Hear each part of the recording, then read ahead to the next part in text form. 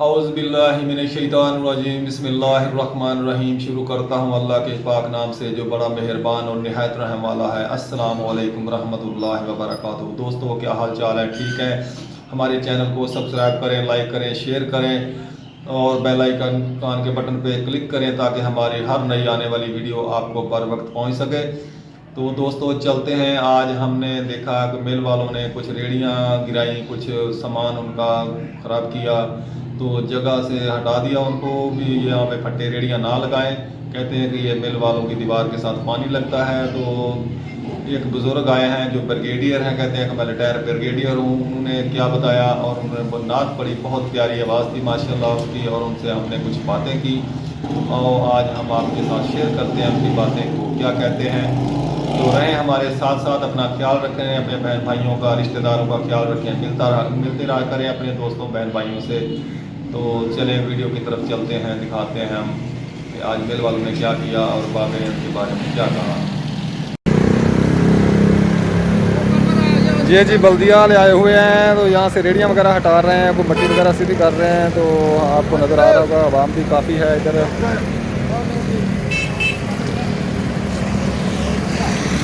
साडी ज़मीन है चिट्टा उस दिन साडी ज़मीन है। हाँ बिल्कुल फोटो आ गया सर। अच्छा आ गया, बिल्कुल आ गया।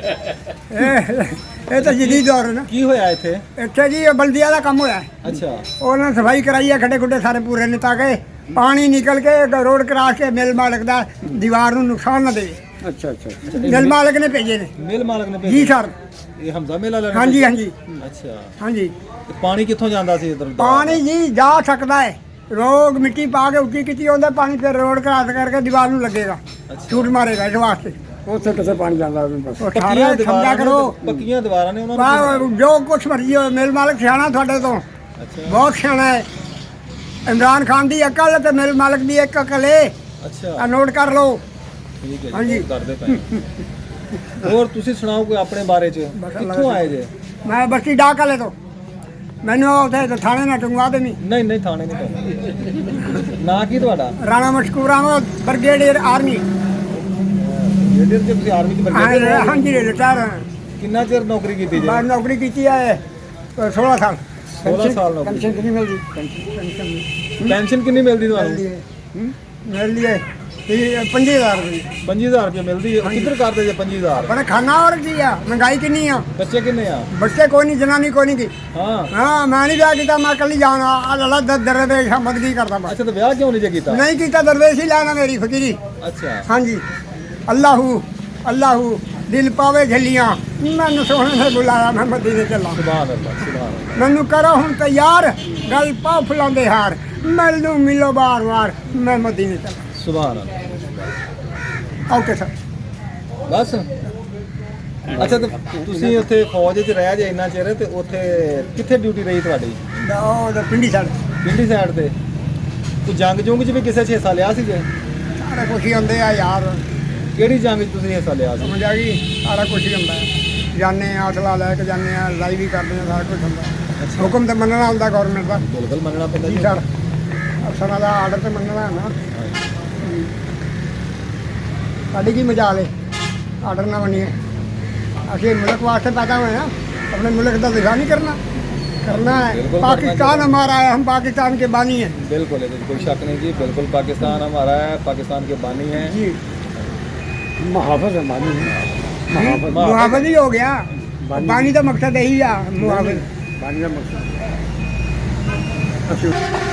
मैं करूली कराओ पहले मेरी रूली करा भी बच्चे ना जितनी मर्जी याद सुना बाबा मैं तू याद करेगा, मैंने लौटा फिरेगा है कि तेरा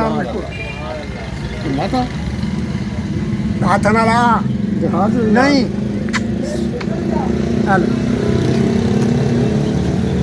बाबा ना सुना नाता बढ़िया, टेंशन ना ला। आ लो जी, करूली करो जी, पानी आ गया जी।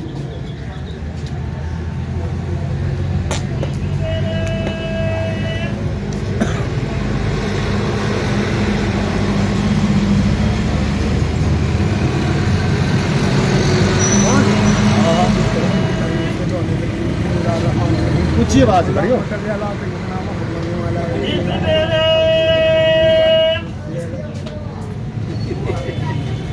ਅੱਗੇ ਚੱਲ ਅੱਗੇ ਖੜੋ ਨਾ ਇੱਥੇ ਖੜਾ ਨਾ ਹੋਏ ਤੇ ਵੀ ਕੰਮ ਹਾਂ ਹੋ ਰਿਹਾ ਆਵਾਜ਼ ਨਾ ਹੋਵੇ ਨਾਤ ਬਣ ਲੱਗਾ ਬਾਬਾ अस्सलातु वस्सलामु अलैका या रसूल अल्लाह अस्सलातु वस्सलामु अलैका या हबीब अल्लाह अस्सलातु वस्सलामु अलैका या नबी अल्लाह अस्सलातु वस्सलामु अलैका या सय्यदुल मुरसलीन अस्सलातु वस्सलामु अलैका या खातमुन नबीन अस्सलातु वस्सलामु अलैका या रहमतुल लिल आलमीन यादां विच रोंदियां ने अखियां नूं माणियां यादां विच रोंदियां ने अखियां ना माणियां सद लै मदीने आका करो मेहरबानियां सद लो मदीने आका करो मेहरबानियां सारी कायनात दा खजाना मिल गया है गिलास लिया पानी दा होर अल्लाह दी सौ जिन्हां नूं मदीना मिल गया है जालियां दे कोल बह के उन्हां मौजां माणियां सद लो मदीने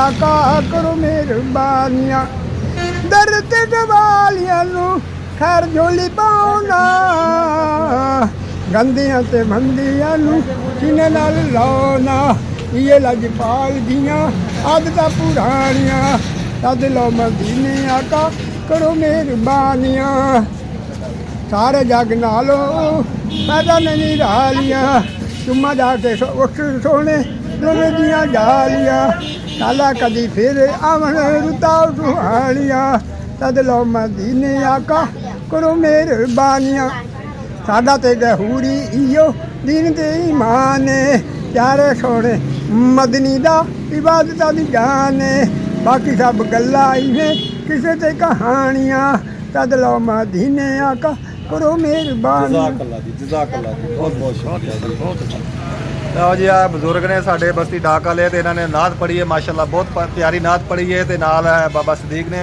ਸਾਡੇ ਤੇ ਮੈਂ ਵੀ ਇੱਥੇ ਦੁਕਾਨਦਾਰੀ ਕਰ ਗਿਆ ਕਾਫੀ ਅਰਸਾ ਤੇ ਇਹ ਵੀ ਬਜ਼ੁਰਗ ਨੇ ਸਾਡੇ ਤੇ ਬਹੁਤ ਪਿਆਰੀ ਆਵਾਜ਼ ਹੈ ਬਜ਼ੁਰਗਾਂ ਦੀ ਤੇ ਇਸ ਉਮਰ ਦੇ ਵਿੱਚ ਵੀ ਨਜ਼ਰ ਵੀ ਮਾਸ਼ਾਅੱਲਾ ਠੀਕ ਹੈ ਤੇ ਨਾਤ ਵੀ ਮਾਸ਼ਾਅੱਲਾ ਬਹੁਤ 56 ਸਾਲ ਉਮਰ ਪੜ੍ਹੀ ਹੈ 56 ਸਾਲ ਉਮਰ ਹੈ ਮੇਰੀ ਕਿੰਨੀ ਜੀ 56 ਸਾਲ 56 ਸਾਲ ਉਮਰ ਹੈ ਜੀ ਬਾਬੇ ਨਾਲ ਦੀ ਤੇ ਮਾਸ਼ਾਅੱਲਾ ਬਹੁਤ ਪਿਆਰੀ ਨਾਤ ਪੜ੍ਹੀ ਹੈ ਇਹਨਾਂ ਨੇ ਇਹਨਾਂ ਵਾਸਤੇ ਦੁਆ ਕਰੋ ਕਿ ਅੱਲਾਹ ਤਾਲਾ ਇਹਨਾਂ ਨੂੰ ਸਿਹਤ ਦੇਵੇ आमीन अल्लाहुम्मा आमीन